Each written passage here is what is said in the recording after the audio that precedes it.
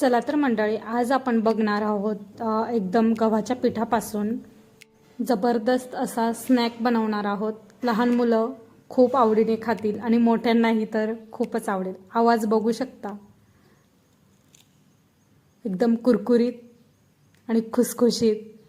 असं मोडल्यानंतर लगेच चुर्रा होतोय, त्यामुळे तुम्ही बघू शकता एकदम मस्त असा स्नॅक आणि हलक्याशा भुकेसाठी पटकन खाण्यासाठीही खूप उत्तम असा पदार्थ आहे. चला तर मग एकदम साधी आणि सोपी पद्धत आहे. अजिबात जास्त साहित्य याला लागत नाही. खूप मस्त आणि झटपट होणारा असा स्नॅक जो आहे आज आपण बघणार आहोत. खूप जास्त साहित्य लागत नाही आणि बनवायलाही फारसा वेळ लागत नाही. चला तर मग पटकन रेसिपीला सुरुवात करूया. बघू शकता एकदम कुरकुरीत आहे आणि दिसायलाच इतकं सुपर दिसतंय, तसंच खायला पण खूप मस्त लागतं. या ठिकाणी मी 1 कप जे आहे, 1 कप किंवा मग 1 वाटीचं प्रमाण तुम्ही घेऊ शकता. मी या ठिकाणी वाटीचा वापर केलेला आहे. 1 वाटी या ठिकाणी मी गव्हाचं पीठ घेतलेलं आहे आणि त्यानंतर अर्धी वाटी त्यासाठी मी रवा घेतलेला आहे. रवा हा बारीक असावा. रवा जर बारीक नसेल तर तुम्ही मिक्सरला फिरवून घेतला तरी चालेल. त्यानंतर यामध्ये मी काळे तीळ आणि सफेद तीळ असे दोन्ही टाकलेले आहे. त्यानंतर जिरे टाकलेले आहे आणि ओवा घेतलेला आहे. ओवा जो आहे तो व्यवस्थित हातावरती क्रश करायचा आणि मग त्यामध्ये सोडायचा. त्याने काय होतं, फ्लेवर जो आहे तो अप्रतिम असा पदार्थामध्ये उतरतो. आणि त्यानंतर चवीप्रमाणे मीठ टाकून घेतलेलं आहे.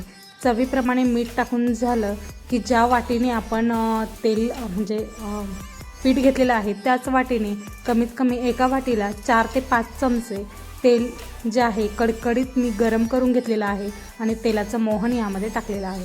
एकदम व्यवस्थित पूर्ण जे तेलाचं कोटिंग आहे ते पिठाला येईपर्यंत आपण हातावरती एकदम असं मॅश करून घ्यायचं आहे. तुम्ही बघू शकता मी पीठ जे आहे हाताला एकदम असं चोळून घेत आहे. त्याने काय होतं, जे आपण तेलाचं मोहन टाकलेलं आहे त्यामध्ये ते पूर्ण पिठाला जे आहे त्याचं मोहन लागलं पाहिजे. तेल जे आहे ते लागलं पाहिजे. जोपर्यंत तेल पूर्ण असं पिठाला लागत नाही तोपर्यंत त्याची चव व्यवस्थित येत नाही आणि बनवायलाही मग पदार्थ बिघडतो. या ठिकाणी बघू शकता असं मूठ आवळली की लगेच असं घट्टपणा त्यामध्ये आला पाहिजे पिठामध्ये. आणि असं जर झालं तर मग समजायचं की मोहन जे आहे आपलं एकदम परफेक्ट तेलाचं जे आहे पदार्थामध्ये टाकलेलं आहे.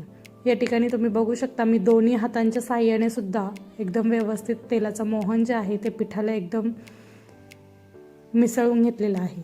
आता यामध्ये थोडा थोडा पाण्याचा वापर करून पिठाचा घट्टसर गोळा तयार करून घेणार आहे. खूप जास्त घट्ट नाही आणि खूप जास्त पातळही नाही.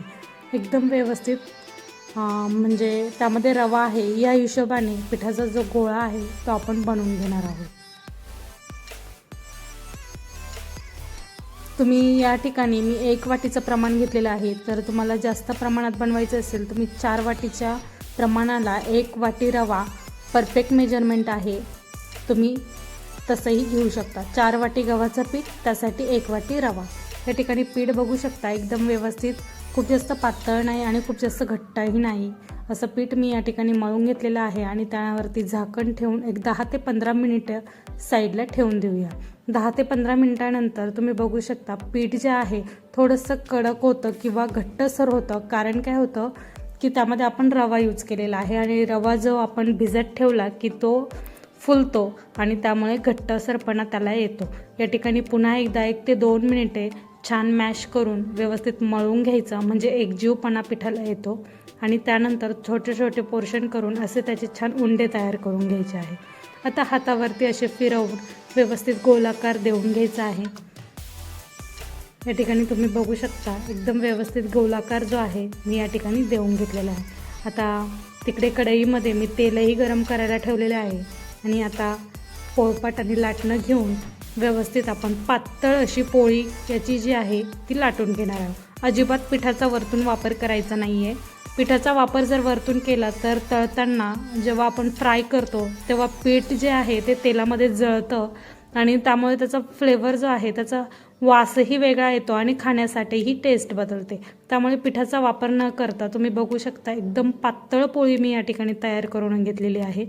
अजिबात जाड नाही आहे, खूप पातळ, जेवढी तुम्हाला शक्य होईल तेवढी पातळ या ठिकाणी मी पोळी लाटून घेतलेले आहे, तुम्ही बघू शकता. आणि त्यामध्ये आपण टाकलेले मसालेही किती छान दिसून येतात आणि त्याची चवही खूप मस्त लागते. आता कटरच्या साहाय्याने जी आपण पोळी लाटून घेतलेली आहे, काठ देखील खूप छान व्यवस्थित लाटून घ्यायचे, म्हणजे तळताना जे आहे ते क्रिस्पी होतात. या ठिकाणी कटरच्या साहाय्याने तुम्ही हवा तसा आकार त्याला देऊ शकता, पण मी क्रॉसमध्ये आकार दिलेला आहे आणि लांब लांब ठेवलेला आहे, त्यामुळे ते दिसायलाही छान दिसतात आणि खाण्यासाठीही मस्त वाटतात. या ठिकाणी तुम्ही बघू शकता एकदम लांब लांब असा आकार मी या ठिकाणी ठेवलेला आहे. आणि तेल तिकडे गरम झाले, एखादा कुटका आधी पोळीचा जो आहे छोटासा पोर्शन तेलामध्ये टाकून बघायचा. खूप जास्त मोठ्या हाय फ्लेमवर तळायचं नाही आहे. जर तेल तापलं असेल तर गॅसची फ्लेम मिडियम करा किंवा लो करा आणि त्यानंतर हे जे आहे पिठाच्या आपण बनवलेल्या कापण्या ह्या त्यामध्ये सोडून घ्या. जळायला नाही पाहिजे, जळल्यानंतर त्या उग्र अशा लागतात, खूप कडवट लागतात, त्यामुळे तळताना थोडी काळजी घ्यायची आहे. या ठिकाणी मी एक आधी टाकून बघितली, ती पटकन वरती आली, म्हणजे आपलं तेल जे आहे ते परफेक्ट तापलेलं आहे हे समजतं. या ठिकाणी सर्व व्यवस्थित टाकून घेतले आणि गॅसची फ्लेम एकदम लो ठेवलेली आहे. लो तो मीडियम फ्लेमवरती हे जे आपण बनवलेला स्नॅक आहे तो कुरकुरीत होईपर्यंत आपल्याला दोन्ही बाजूनी लालसर रंग येईपर्यंत तळून घ्यायचा आहे. खूप जास्त हाय फ्लेमवर जर तुम्ही तळलं ना तर काढल्यानंतर ते थोड्या वेळाने नरम होतील. त्या नरम होऊ नये यासाठीच तुम्हाला लो फ्लेमवरती आणि मीडियम फ्लेमवरती हे जे स्नॅक आहे तो एकदम कुरकुरीत होईपर्यंत तळून घ्यायचा आहे. त्याचा रंग देखील एकदम कमी गॅसवर चेंज झाला पाहिजे.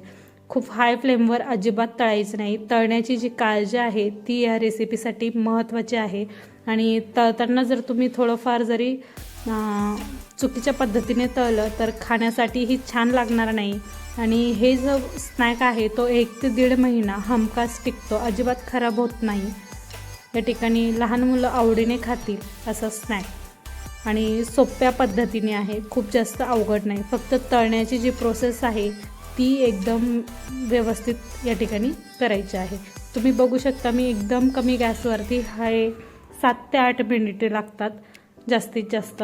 आणि एकदम तुम्ही बघू शकता रंगही चेंज झालेला आहे आणि असं व्यवस्थित कुरकुरीत होईपर्यंत मी तळून घेतलेलं आहे.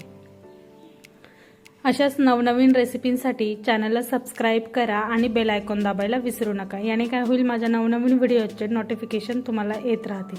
याआधीही मी भरपूर असे स्नॅक्सचे प्रकार बनवले आहेत, त्याचीही लिंक मी डिस्क्रिप्शनमध्ये देत आहे, तुम्ही तिथे जाऊन बघू शकता. या ठिकाणी तुम्ही बघू शकता एकदम छान त्याचा कलर जो आहे ना एकदम चेंज झालेला आहे आणि कुरकुरीत झालेले आहेत. अजिबात त्यामध्ये तेलचं मॉइश्चर अजिबात राहत नाही. एकदम व्यवस्थित पूर्ण तेल निथळून होईपर्यंत ताटामध्ये टाकायचं नाही. या ठिकाणी खूप जास्त घाई करायची नाही आहे. तळण्याची प्रोसेस जर तुम्ही एकदम व्यवस्थित केली ना तो खूप आरामशीर 1.5 महिना एकदम व्यवस्थित टिकतात. या ठिकाणी बघू शकता दुसरीही पोळी मी एकदम पातळ लाटून घेतलेली आहे आणि त्याचेही व्यवस्थित काप तयार करून घेतलेले आहे. अजिबात खूप जास्त मेहनत लागत नाही. फक्त तळण्यासाठी तुम्ही जर वेळ दिला ना खूप पदार्थ छान होतात. वाव, याच प्रकारे एकदम व्यवस्थित आकार देऊन घेतलेला आहे. तुम्ही हवा तसा आकार त्याला देऊ शकता आणि मस्त पुन्हा एकदा छान तळून घेऊया. तुम्ही बघू शकता मी लांब लांब आधीपेक्षा आत्ता जो आहे त्याचा आकार थोडा जास्त लांबट ठेवला आहे, तर किती मस्त आणि छान वाटतं आहे. आणि मुलांना ते खूप आवडतं लांबट असं असलं की. त्यामुळे छान अशी रेसिपी आहे. आवडल्यास लाईक करा, कमेंट करा आणि सबस्क्राईब करा. बेल आयकॉन दाबायला विसरू नका. मस्त खा, स्वस्त राहा.